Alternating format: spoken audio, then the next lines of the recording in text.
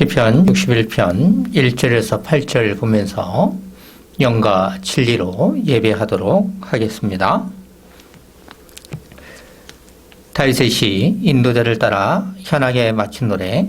하나님이여 나의 부르짖음을 들으시며 내 기도에 유의하소서. 내 마음이 약해질 때에 땅끝에서부터 주께 부르짖으오리니 나보다 높은 바위에 나를 인도하소서. 나는 나의 피난처이시요 원수를 피하는 견고한 망대이심이니이다. 내가 영원히 주의 장막에 머물며 내가 주의 날개 아래로 피하리로다. 셀라. 주 하나님이여 주께서 나의 소원을 들으시고 주의 이름을 경외하는 자가 얻을 기업을 내게 주셨나이다. 주께서 왕에게 장수하게 하사 그의 나이가 여러 대에 미치게 하시리이다. 그가 영원히 하나님 앞에서 거주하리니 인자와 진리를 예비하사 그를 보호하소서. 그리하시면 내가 주의 이름을 영원히 찬양하며 매일 나의 서원을 이행하리이다. 아멘.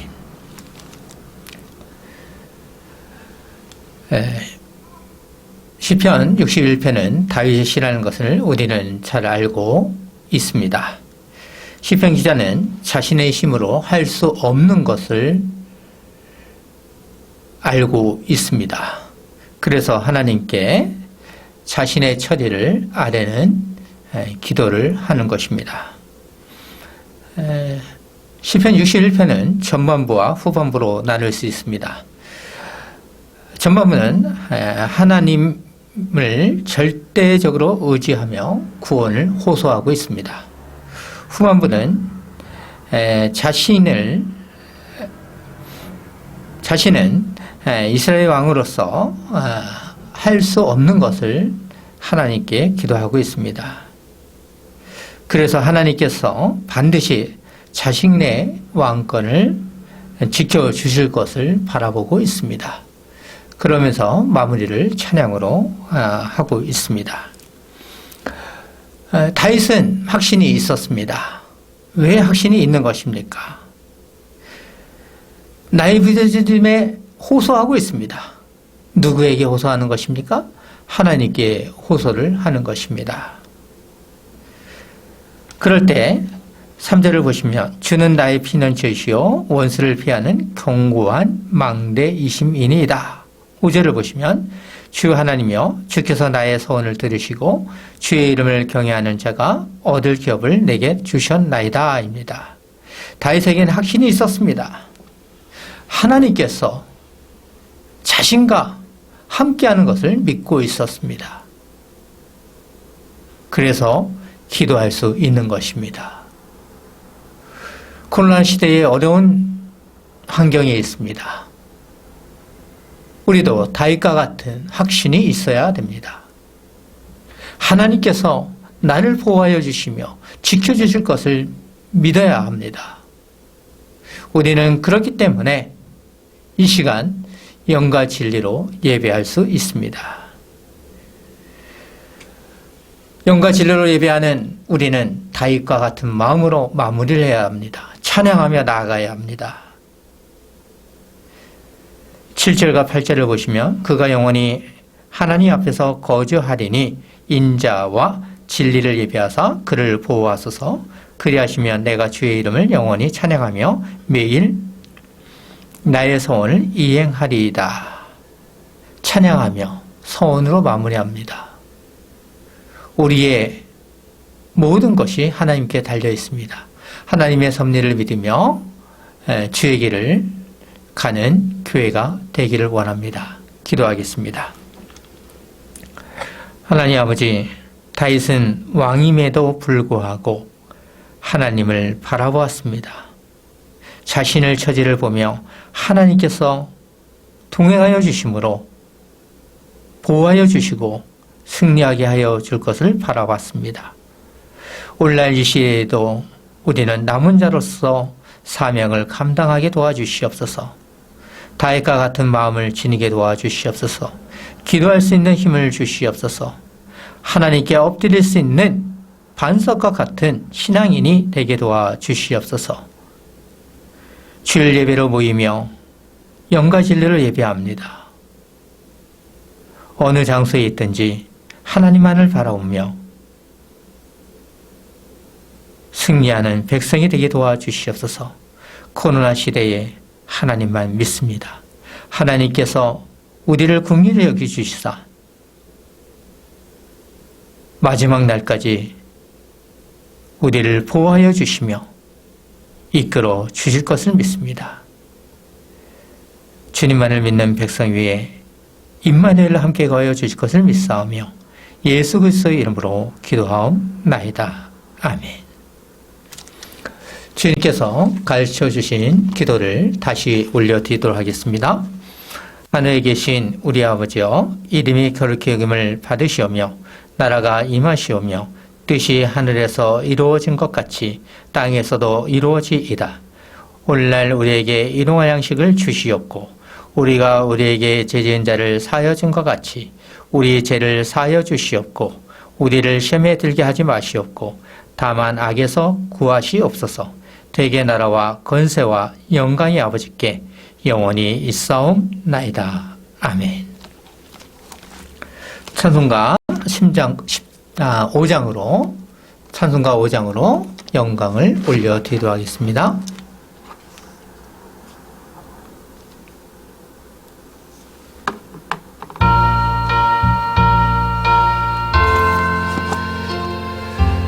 이 천지가 만물들아 복 주시는 주 여호와 전능성부 성자 성령 찬송하고 찬송하세. 아멘.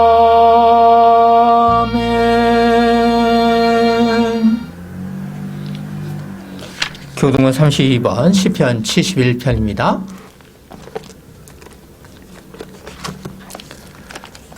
교동은 32번 시편 71편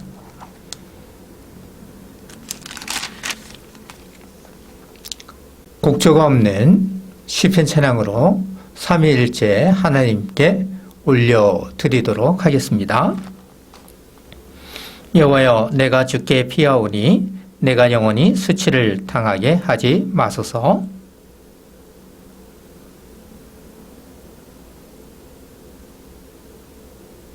주는 내가 항상 피하여 숨을 바위가 되소서. 주께서 나를 구원하라 명령하셨으니 나는 하나님이여 나를 악인의 손 곧 불의한 자와 흉악한 자의 장중에서 피하게 하소서.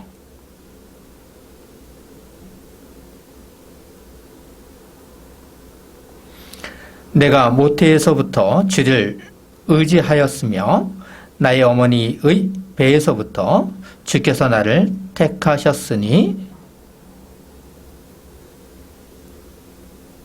아멘. 사도신경을 사용하여 우리의 믿는 바를 이 세상 사람들과 삼일체 하나님 앞에 고백하도록 하겠습니다.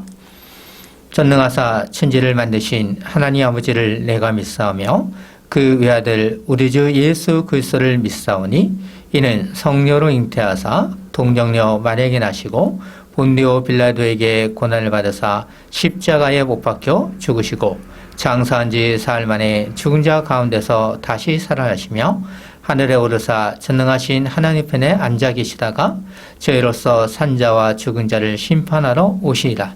성령을 믿사오며 거룩한 공예와 성도와 서로 교토하는 것과 죄를 사여 주시는 것과 몸이 다시 사는 것과 영원히 사는 것을 믿사옵나이다. 아멘. 찬송가 412장을 사용하여 영광 올려드리도록 하겠습니다. 412장입니다.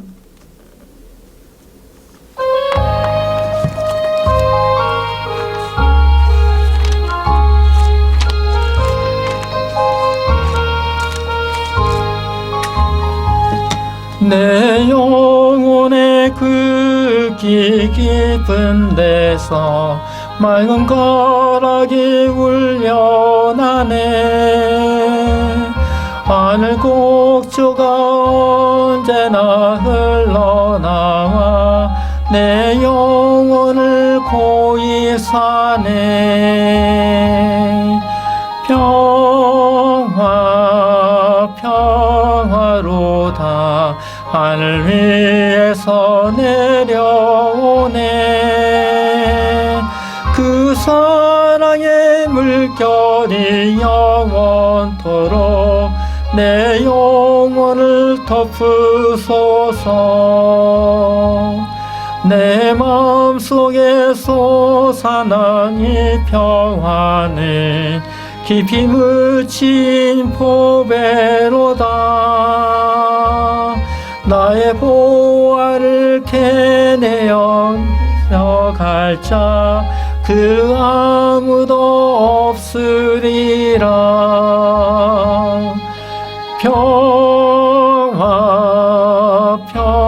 평화로다 하늘 위에서 내려오네. 그 사랑의 물결이 영원토록 내 영혼을 덮으소서. 내 영혼의 평화가 넘쳐남은 주의 큰 복을 받음이라. 내가 주야로 주님과 함께 있어 내 영혼이 편히 쉬네.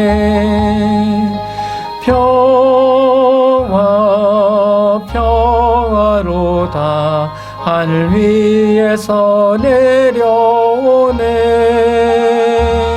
그 사랑의 물결이 영원토록 내 영혼을 덮으소서. 이 땅 위에 험한 길 가는 동안 참된 평화가 어디 있나. 우리 모두 다 예수를 친구 삼아 참 평화를 누리겠네.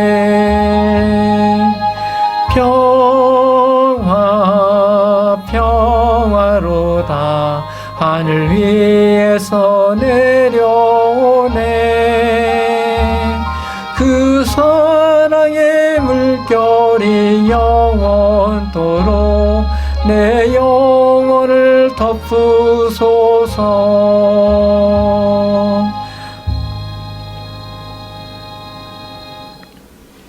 오늘 말씀은 마태복음 8장 18절에서 22절을 보도록 하겠습니다. 마태복음 8장 18절에서 22절입니다.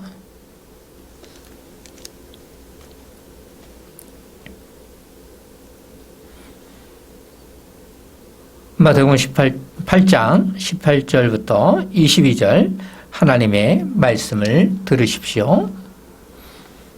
예수께서 무리가 자기를 에워싸는 것을 보시고 건너편으로 가기를 명하시니라. 한 서기관이 나와 예수께 아뢰되 선생님이여 어디로 가시든지 저는 따르리이다. 예수께서 이르시되 여우도 굴이 있고 공중에서도 거처가 있으되 인자는 머리 둘 곳이 없다 하시더라. 제자 중에 또 한 사람이 이르되 주여 내가 먼저 가서 내 아버지를 장사하게 허락하소서. 예수께서 이르시되 죽은 자들이 그들의 죽은 자들을 장사하게 하고 너는 나를 따르라 하시니라. 아멘. 시편 찬송가 1장 10편 1편입니다.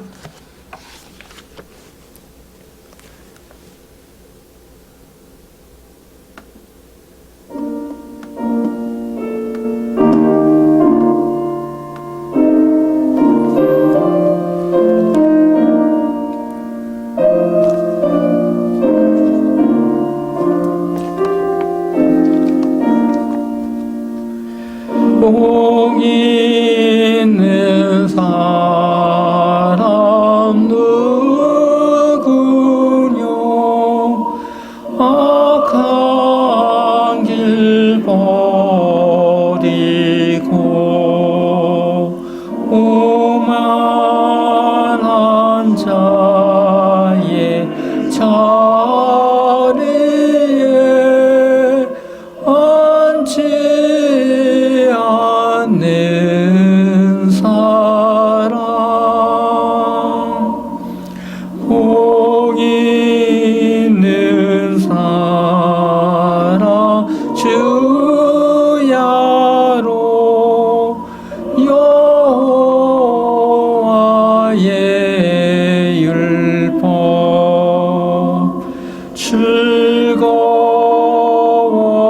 즐거워하며 묵상에 따르는 자로다. 저는 시냇가에 심은 나무와 같아서 지절마다 가실 맺어 마르지 않으리.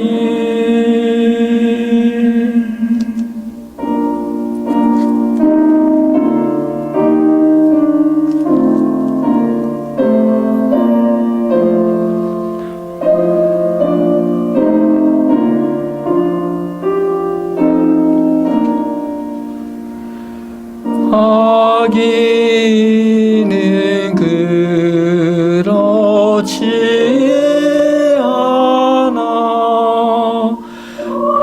바람에 날리고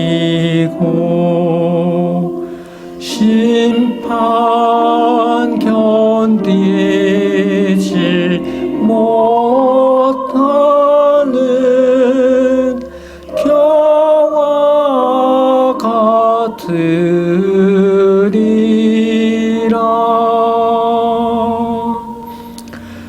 주 여호와 이 모든 것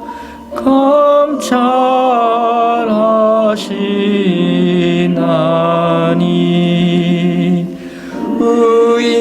의인의 길 형통하나 악한 자만하니.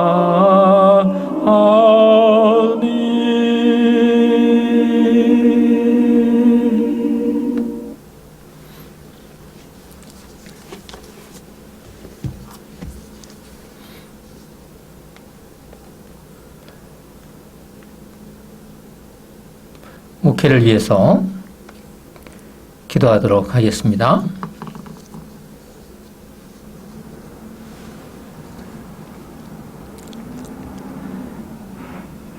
하나님 아버지, 우리를 긍휼히 여겨 주시옵소서. 코로나 시대가 마무리되면 사람들은 영과 진리로 예배하기 위해 모이는 공동체로서 예배할까라는 고민을 하고 있습니다. 이것은 생각할 가치도 없습니다. 예수님께서는 분명하게 모이는 교회로서 예배할 것을 말씀하여 주셨습니다. 수가성 여인을 통하여 무엇이 옳은가를 우리에게 말씀하신 것이죠. 지금은 일시적으로 우리가 예배당과 또한 각자 자신이 있는 곳에서 예배하고 있습니다. 이웃을 위한 배려이기도 합니다. 하나님이여 우리를 긍휼히 여겨주시사 코로나 시대가 마무리되게 하여 주시옵소서. 그리함으로 성찬을 하지 못했던 것을 하게 도와주시옵소서.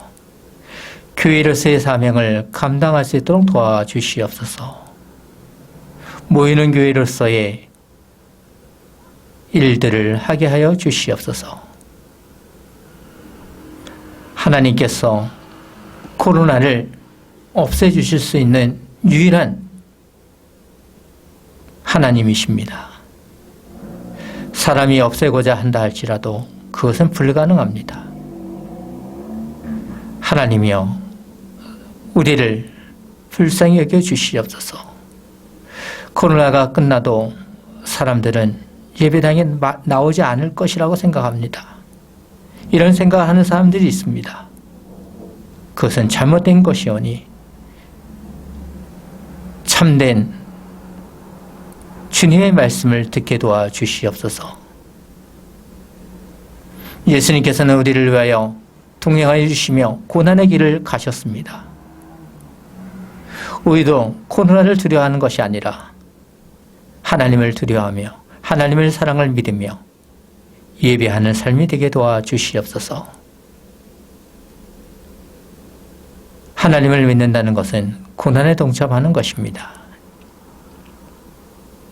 말씀을 사모하는 것입니다. 교회로서 사명을 감당하는 것입니다. 그래서 예수님께서는 산상수훈을 통하여 하나님 나라를 말씀하여 주셨습니다. 죄인은 하나님의 나라를 믿어야 된다는 것입니다. 그럴 때 예수 그리스도를 통하여 구원이 있습니다. 구원이 있을 수 있도록 주님이여 우리를 불쌍히 여겨 주시옵소서. 예수님께서는 산상수훈 후 사람들을 고쳐주셨습니다. 그 소문은 가버나움을 떠나 이방인 지역에도 퍼진 것으로 생각됩니다. 그래서 사람들은 모여들었습니다. 이처럼 사람들은 자신의 문제에만 관심이 많습니다. 하지만 예수님께서는 그들을 불쌍히 여겨주시며 고난의 종으로서 선자들이 예언한 성취자로서 그들을 치유하여 주셨습니다.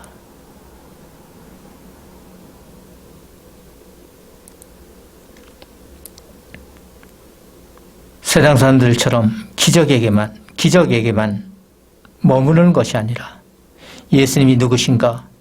예수님이 왜 메시아인가? 왜 예수님을 믿어야 구원이 있는가를 알게 도와주시옵소서.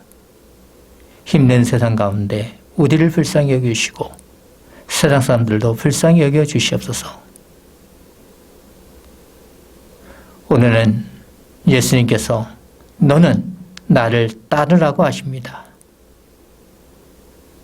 우리에게 예수 그리스도를 따르라고 말씀하십니다. 당신님을 따를 것을 말씀하여 주십니다. 흔들리지 말고 요동치지 말며 반석과 같은 신앙을 지키라는 것입니다. 그런 신앙이 될 수 있도록 오늘 말씀에 은혜를 더하여 주시며 국리를 더하여 주실 줄 믿사오며 예수 그리스도의 이름으로 기도하옵나이다. 아멘.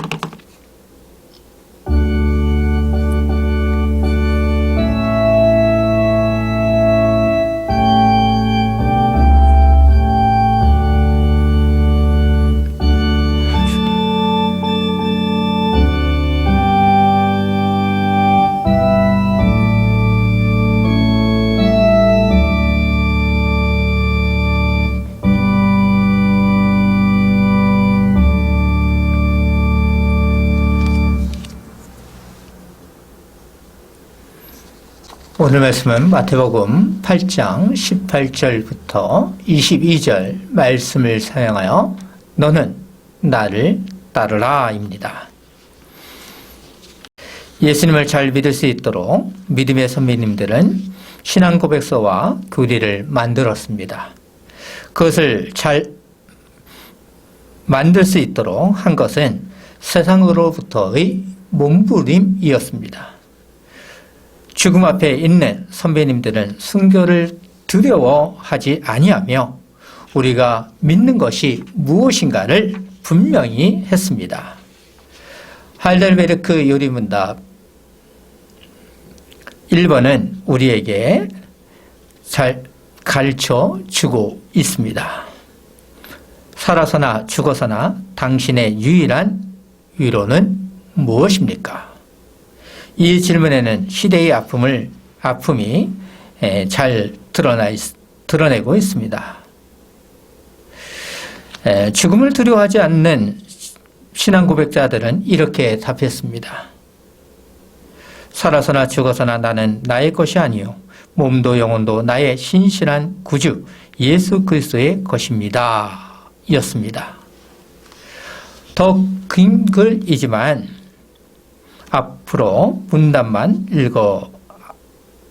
앞에 있는 문단만 읽어 드렸습니다. 벨기에 신앙고백서 또는 네덜란드 신앙고백서라고 부르기도 하는 것을 생각해 보도록 하겠습니다. 벨기에 신앙고백서는 첫 시작을 유일하신 한 분 하나님만 계심으로 시작하고 있습니다. 이렇게 시작하는 이유가 있었습니다. 이는 성경이 하나님으로 시작된 것과 같습니다. 그런 것처럼 우리의 인생도 죽음도 하나님으로 시작하여 마무리해야 한다는 것입니다. 사람이 만들어낸 가짜 신과 국가의 왕이요 신이라는 것에도 굴복하지 아니하며 유일하신 한 분 하나님을 믿겠다는 것입니다. 죽음도 두려워하지 아니하며 죽음의 길을 따라가겠다는 고백입니다. 지팡이 교회도 믿음의 선배님들처럼 견고한 신앙의 길을 갈 수 있도록 믿기를 소망합니다. 믿음의 선배님들은 하나님을 믿기에 세상을 두려워하지 않았습니다. 교회를 지키기 위해 세상 속에서 믿음의 선배님들은 최선을 다했습니다. 그런데 오늘날 교회는 믿음의 선배님들과 같은 믿음보다 세속화되어 가고 있습니다. 사랑과 간용은 좋은 말입니다. 이것을 이용하여 가짜 신자들은 교회를 타락시키고 있습니다. 교회가 흔들리지 않도록 해야 하는데 오히려 사랑과 간용을 이용합니다. 믿음의 선배님들이 남겨주신 유산과 성경을 무너지도록 합니다. 성경이 죄라고 하는 것도 죄라고 하지 않는 시대에 있습니다. 세상과 같은 마음은 성경이 말하는 진리가 아닙니다. 개신교에서 말하는 사랑과 간용은 세상이 말하는 사랑과 간용이 다릅니다.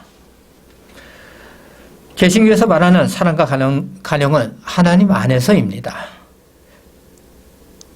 세상은 사람 안에서입니다. 지팡이교회는 하나님 안에서 반석과 같은 믿음을 유지하는 성도가 되기를 소망합니다. 하나님 나라의 반석과 같은 믿음을 소유한 백성은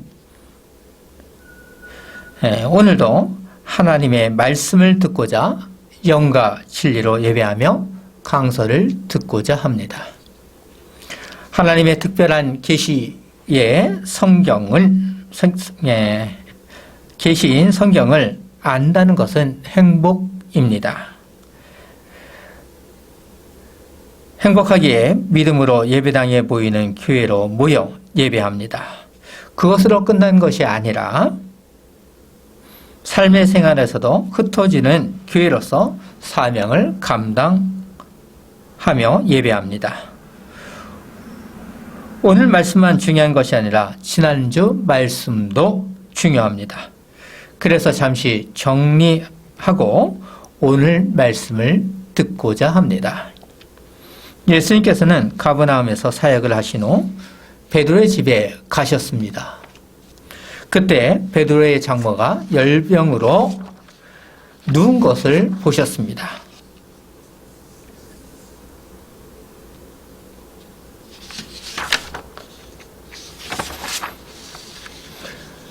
장모의 열병을 보신 예수님께서는 이렇게 어떻게 하셨습니까? 손으로 치유하여 주셨습니다. 상상할 수 없는 일이 일어난 것입니다.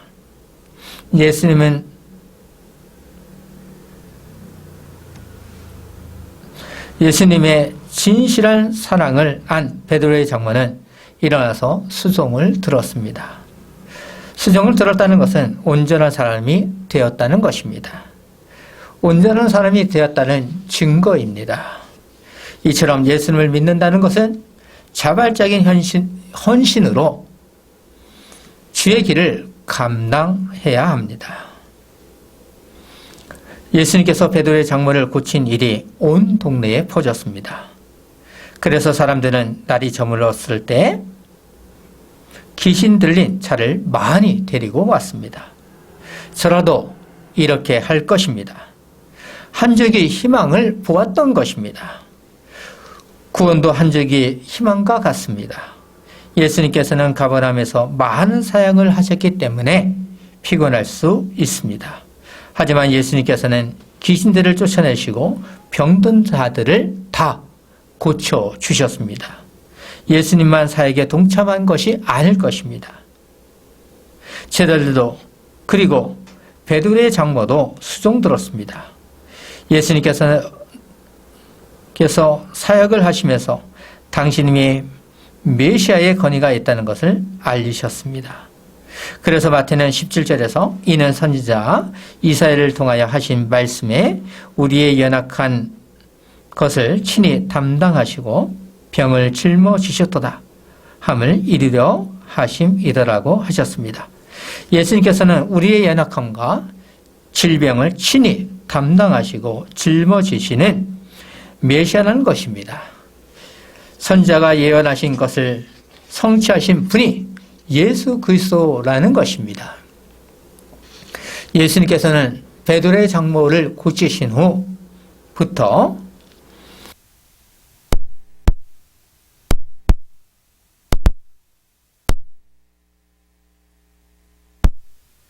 그로 인해 예수님께서는 오늘 본문 18절에서 무엇이라고 하셨습니까? 예수께서 무리가 자기를 에워싸는 것을 보시고 건너편으로 가기를 명하시니라입니다. 예수님께서는 가버나움에서 사역하시면서 이제는 그곳에서 사람들에게서 벗어날 때임을 아셨습니다.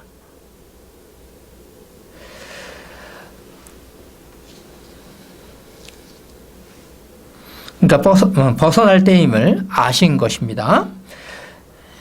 가버나움에서 일어난 사건은 상상할 수 없을 정도로 소문이 확장된 것 같습니다. 그래서 사람들은 예수님의 소문을 듣고 몰려왔습니다. 예수님께서는 무리가 당신님을 에워싸는 것을 보셨습니다. 그래서 예수님께서는 제자들에게 건너편으로 가자고 했습니다. 그러면 건너편은 어디를 의미하는지 아십니까? 이스라엘 지역이 아닌 이방인 지역이었습니다. 갈릴리 호수 북서쪽에서 북동쪽으로 이동하고자 했습니다. 그래서 학자들은 거라사라고 생각합니다. 하지만 마태는 이방인 지역을 기록하지 않고 있습니다. 예수님께서는 많은 사람을 치유하심으로 인해 육체적으로 힘들었을 것입니다. 예수님께서는 성육신으로 오셨기 때문에 육신은 힘들었습니다. 예수님께서는 한 지역에서만 복음을 전하고자 하지 않으셨습니다. 예수님의 사역을 보면 여러 지역이었습니다. 일반적으로 사역은 갈릴리 지역에서 많이 하신 것은 사실입니다. 예수님의 명령대로 제자들은 배를 준비했습니다. 그래서 예수님께서는 가버나움을 떠나 이방인 지역으로 이동하고자 할 때 누가 찾아왔습니까? 서기관이었습니다. 그 서기관은 무슨 말을 하였습니까? 그것을 알기 위해 우리는 19절을 보아야 합니다. 한 서기관이 나와 예수께 아뢰되 선생님이여 어디로 가시든지 저는 따르리이다 라고 했습니다. 서기관은 성경을 필사하는 사람이었습니다. 성경만 필사하는 것만 아니라 율법학자이기도 합니다. 율법학자라는 것은 유대인들에게 율법을 가르치고 해석하는 일을 하였습니다. 오늘 여기서 서기관이 처음으로 등장하지 않습니다. 마태복음 2장 4절과 5장 20절 그리고 7장 29절에서 등장했습니다. 지금까지 등장한 서기관은 유대인 지도자인 바리새인들과 함께 나타났습니다. 그리고 그들은 외식하는 즉 부정적인 시각으로 마태는 기록했습니다.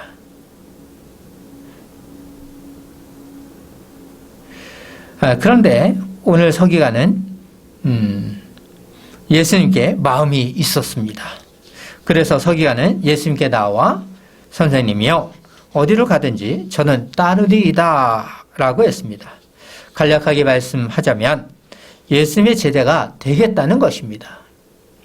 서기관은 예수님께 선생님이라는 호칭함으로 자신의 전문 영역에서 예수님께 승복하고 있다는 것을 보여주고 있습니다. 우리는 서기관의 굳은 결심을 볼 수 있습니다. 당장 예수님과 함께 건너편으로 이방인 지역으로 가고자 합니다. 이것은 놀라운 사건입니다. 종교 지도자 중 하나인 서기관이 이방인 지역으로 가고자 한 것은 큰 사건입니다. 서기관으로는 큰 결정을 한 것입니다.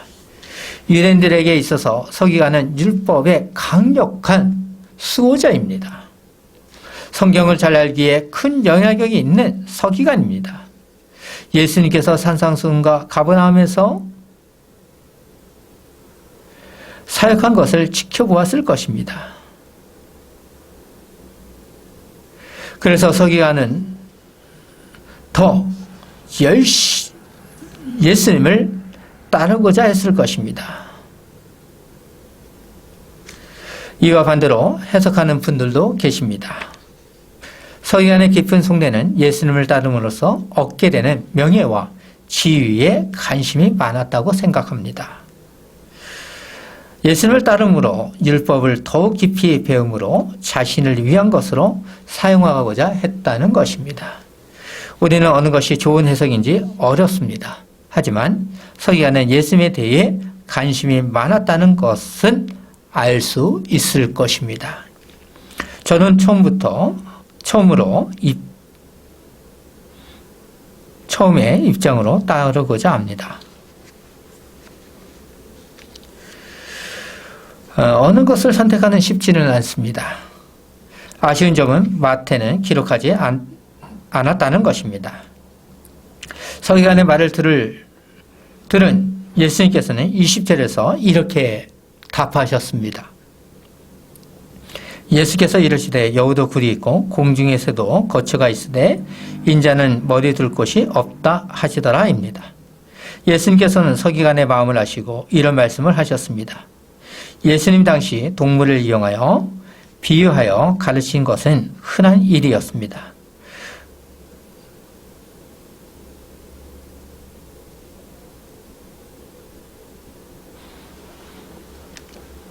여우와 새에 관심을 가질 필요는 없습니다. 예수님께서 무엇을 말씀하고자 하는 것에 초점을 두어야 합니다. 예수님의 의도는 제자의 길이 어렵다는 것입니다. 즉 고난의 길이라는 것입니다. 예수님의 제자들은 실제로 삶에서 예수님의 길을 보았습니다. 예수님께서는 서기관에게 나를 따르기는 쉽지 않다고 하셨습니다. 궁핍과 가난의 길이라는 것입니다. 여우도 굴이 있고 공중에서도 안식처가 있지만 예수님을 따른다는 것은 보금자리가 되는 집에서 생활하기 어렵다는 것입니다. 그러면 왜 서기관은 예수님을 따르고자 했던 것입니까? 이런 의문이 생길 수 있습니다. 서기관은 예수님께서 하셨던 일을 보면서 안식처를 찾고자 한 것으로 볼 수 있습니다. 예수님께 의탁하여 평안함을 찾고자 한 것입니다. 예수님께서 산상수훈에서 하셨던 말씀을 어느 정도 이해했을 것입니다. 그러면서 가버나움에서 하셨던 일들을 보면서 더 자세히 알고자 예수님을 따르고자 하는 것입니다. 예수님께서는 서기관의 마음을 아셨기 때문에 여우도 굴이 있고 공중에서도 거처가 있다고 하셨습니다. 하지만 나를 따른다는 것은 머리 둘 곳이 없다고 하셨습니다. 그러면서 예수님께서는 처음으로 사용하신 단어가 있었습니다. 그것은 인자입니다. 깊게 넘어갈 수 있지만 중요합니다. 인자라는 단어는 다니엘 7장 13절에서 처음 등장합니다. 다니엘서를 보시면 내가 또 밤 한상 중에 보니 인자 같은 이가 하늘 구름을 타고 와서 옛적부터 항상 계신 이에게 나와 그 앞으로 인도되매라고 했습니다. 이것은 신적인 칭호입니다. 그래서 예수님께서는 당신의 신적인 정체와 메시아적 사역을 말씀하셨을 때 사용하셨습니다. 선지자들은 메시아가 오실 것을 예언했습니다. 하나님께서는 때가 참에 예수님을 성육신으로 보내어 주셨습니다. 성육신으로 오신 예수님께서는 하늘의 존재이시며 동시에 사람으로 나타지신 당신임을 드러내실 때 사용하셨습니다. 인자라는 의미에는 하늘의 신분과 사람으로 나타지신 메시아의 모습이 동시에 있습니다. 마태복음에서 인자는 29에 사용됩니다. 29번 사용됩니다. 그만큼 예수님께서는 당신의 존재가 누구신가를 드러내셨습니다. 마태복음에서 인자는 흔한 죄인들을 용서하시러 오신 겸손한 종으로 속죄의 죽음과 부활로 당신의 백성을 구속하실 고난의 종으로 지상에 하나님 나라를 세우러 돌아오실 영광스러운 왕이자 재판장으로 사용되기도 했습니다. 인자는 신성과 인성을 가지고 계신 특수한 관계로서 상징하는 의미로 사용하셨습니다.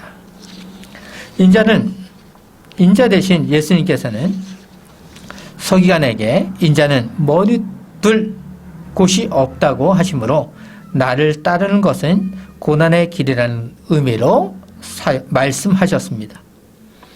예수님의 말씀을 들은 서기관이 그 뒤로 인자 대신 예수님을 따랐는지 우리는 알 수 없습니다. 예수님을 따른다는 것은 종교 지도자로부터 왕따를 당할 수 있습니다. 그뿐만이 아니라 핍박을 당하며 죽을 수 있는 길입니다. 종교 지도자들은 예수 그리스도를 메시아로 인정할 수 없었습니다. 그래서 유대교를 더 중요시했습니다. 부자 청년의 이야기를 생각해 보십시오. 내가 어떻게 해야 영생을 얻을 수 있냐고 예수님께 질문했었습니다.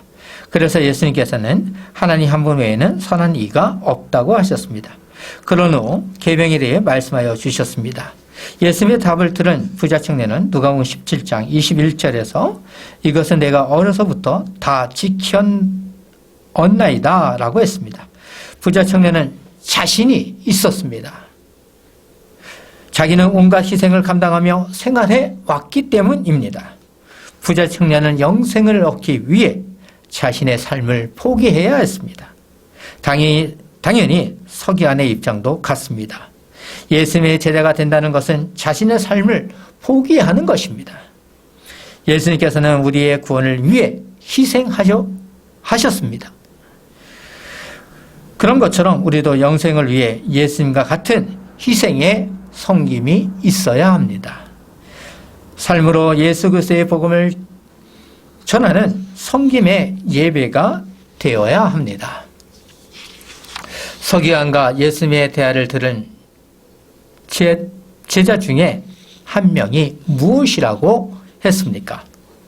21절을 보시면 제자 중에 또 한 사람이 이르되 주여 내가 먼저 가서 아버지를 장사하게 허락하옵소서라고 했습니다.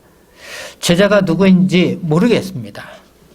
예수님의 제자일 수 있고 예수님을 따라다니던 불특정한 무리 중 한 명일 수도 있습니다.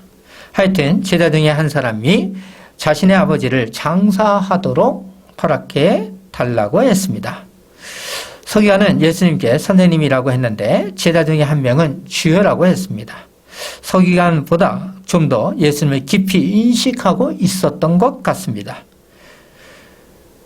당시 시대 간섭은 장자가 부친의 마지막을 보살펴 드릴 의무가 있었습니다. 그러면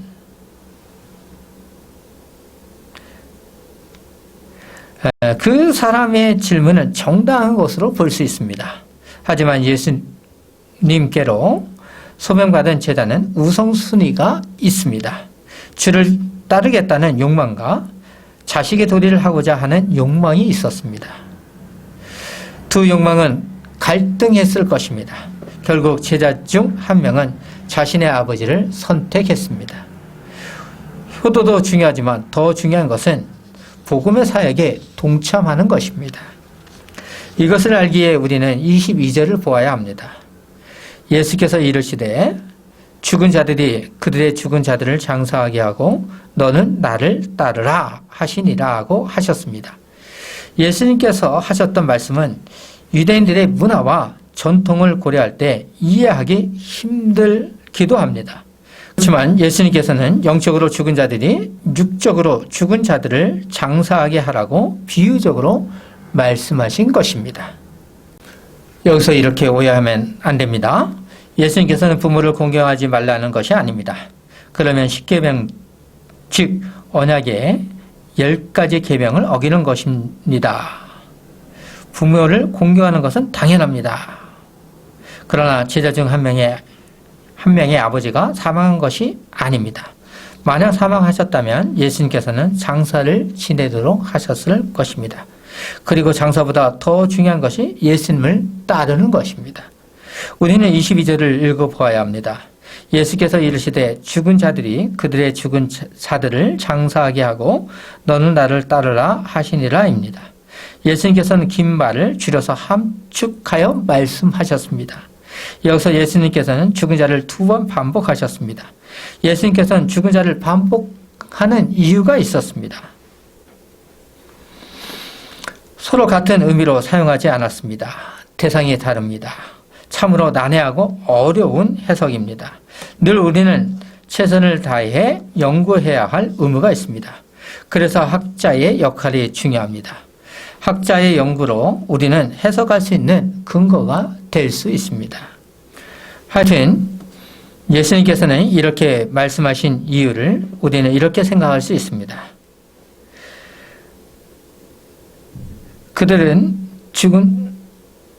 그들의 죽은 자들은 제자의 죽은 아버지를 가리키는 것이지만 사망한 아버지를 장사해야 할 사람들은 일반적인 의미에서 죽은 자들이 아님에도 불구하고 그들은 죽은 자로 부르고 있습니다. 즉 사망한 사람이나 숨이 있는 사람이나 예수님께서 모두 죽은 자라고 하십니다. 왜 이렇게 어려운 말씀을 하신 것입니까? 알기 쉽게 말하면 얼마나 좋겠습니까? 우리로서는 아쉽지만 계시 의존 사색을 하며 알아가도록 하겠습니다. 구원받으면 더 자세히 알 수 있는 것은 당연합니다. 그때를 기다리며 말씀을 들으십시오. 예수님께서는 육체적인 죽음을 빌려와서 다른 차원의 죽음을 말씀하고자 하셨습니다. 일반적인 의미에서는 죽은 자들의 장례를 치를 수 있는 자들입니다. 특별한 의미에서는 죽은 자들일 수밖에 없는 사실에 대하여 말씀하고 계십니다. 육신이 살아있어도 특별한 의미에서 죽음이라는 의미를 사용하셨습니다. 이런 의미에서 사망하는 자나 살아 숨쉬는 자라도 영적으로 죽은 자라는 것입니다. 이렇게 어렵게 말씀하신 이유가 있었습니다. 이 말씀을 통하여 특별한 생명, 즉 예수님께서는 당신님의 제자가 되어야 한다는 것입니다. 당신의 제자가 되어야 영적인 죽임을 당하지 않는다는 것입니다. 예수님의 제자가 된다는 것은 새로운 생명의 삶을 생활해야 한다는 것입니다. 영생을 소유하는 하나님의 백성의 처지에서 생각한다면 이렇게 보아야 합니다. 죄로 물든 사람은 살아 숨쉬는 생명조차 죽음에 불과합니다. 살아 숨쉬지만 죽은 것과 같은 삶이라는 것입니다. 그러나 예수 그리스도를 믿는다는 것은 특별한 생명을 소유한 숨쉬는 생활이라는 것입니다. 지금은 죽은 자처럼 생활하지만 예수님께서는 당신님을 믿으면 영생의 길로 살아간다는 것입니다. 사망에서 참 생명의 나라, 즉 하나님 나라의 백성의 삶으로 영생한다는 것입니다. 예수님의 제자가 된다는 것은 제자의 삶에 있어서 예수님을 따르는 것보다 더 우선시 되는 것은 없습니다. 즉 예수님을 믿는 것이 더 중요합니다. 물질을 많이 가진 후 믿겠다는 것은 우선순위가 아닙니다. 예수님의 제자가 된다는 것은 예수님의 절대 주권을 인정하는 것입니다. 자신의 고상함과 이상을 따라 예수님을 믿을 수 없습니다. 예수님의 제자가 된다는 것은 천하에 머리 둘 곳조차 없는 외롭고 고달픈 삶의 각오해야 합니다. 세상의 부모다 하나님을 사랑해야 하는 것이 영생을 얻을 수 있습니다. 우리는 예수님을 믿기로 약속한 제자이며 헌신된 하나님의 백성입니다. 예수님께서 요구하시는 절대적인 요구에 순종해야 하는 교회입니다. 그렇기 때문에 세상의 것을 더 사랑할 수가 없습니다. 성경이 말하는 삶을 생활해야 합니다. 돈과 명예 그리고 권력 등으로 나를 유혹해도 승리해야 합니다. 예수님께서는 당신님을 향해 머리 둘 곳이 없다고 하셨습니다. 고난의 길을 가시는 예수님께서는 머리 둘 곳조차 없으시면서 당신의 백성을 사랑하셨습니다. 우리가 이런 사랑을 받은 백성입니다. 예수님께서는 오늘 말씀을 통해 믿음이 무엇인지 가르쳐 주셨습니다. 믿음은 지식으로 이해될 수 있는 것이 아닙니다. 단지 믿음으로 예수님을 주라고 시인하는 것입니다. 그리고 임마누엘 대신 예수님과 고난에 동참하는 것입니다. 자기 십자가를 지고 주의 길을 가는 것입니다. 예수님을 따른다는 것은 영생을 누리며 하나님 나라를 유업으로 받는 백성입니다. 그렇기 때문에 지팡이교회는 예수님께서 말씀하신 너는 나를 따르라는 말씀을 늘 기억해야 합니다. 늘 기억하며 주의 길을 가기를 소망하는 교회가 되기를 바라며 기도로 마무리하겠습니다. 기도하겠습니다.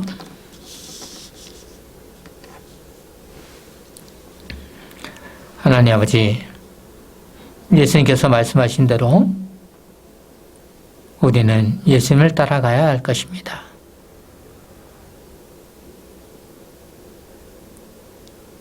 예수님의 길을 따라간다는 것은 고난의 길입니다. 돈과 명예와 권력 등으로부터 멀어지는 것입니다. 자신의 욕망으로부터 멀어지는 것입니다. 흔들림이 없어야 되는 것입니다. 결단이 있어야 합니다. 결단이 있다는 것은 반석과 같은 신앙인이 된다는 것입니다.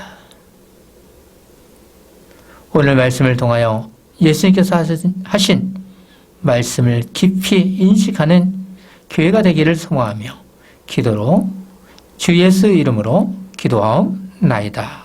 아멘. 찬송가 310장하며 헌상하도록 하겠습니다.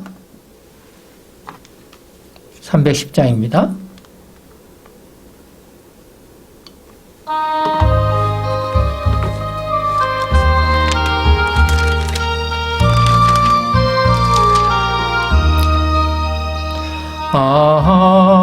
하나님의 은혜로 있을 데 없는 자 왜 구속하여 주는지 난 알 수 없도다. 내가 믿고 또 의지함은 내 모든 형편 아시는 주님 늘 보호해 주실 것을 나는 확실히 아네. 왜 내의 굳세인 믿음과 또 복음 주셔서 내 맘이 항상 편한지 난 알 수 없도다. 내가 믿고 또 의지함은 내 모든 형편 아시는 주님 늘 보호해 주실 것을 나는 확실히 아네. 왜 내게 성령 주셔서 내 마음 감동해 주 예수 믿게 하는지 난 알 수 없도다. 내가 믿고 또 의지함은 내 모든 형편 아시는 주님 늘 보호해 주실 것을 나는 확실히 아네. 주 언제 강림하실지 옥밤에 옥낮에 또 주님 만날 그것도 난 알 수 없도다. 내가 믿고 또 의지하며 내 모든 형편 아시는 주님 늘 보호해 주실 것을 나는 확실히 아네.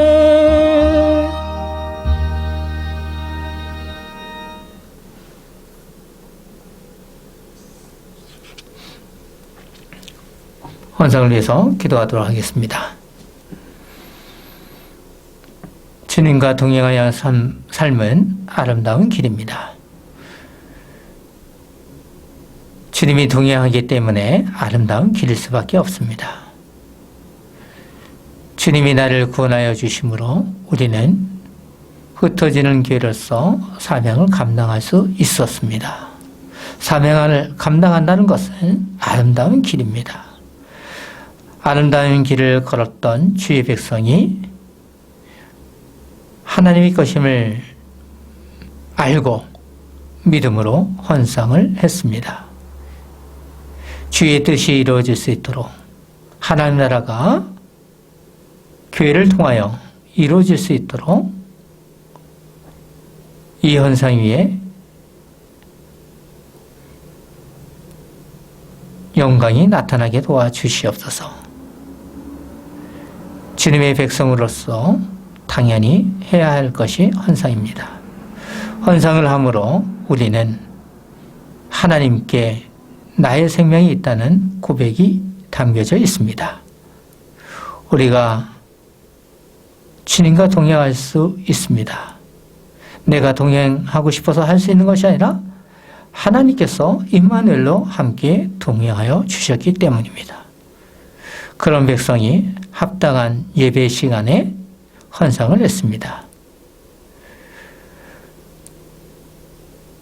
우리의 마음을 담아서 하나님께 한 것이오니 영광이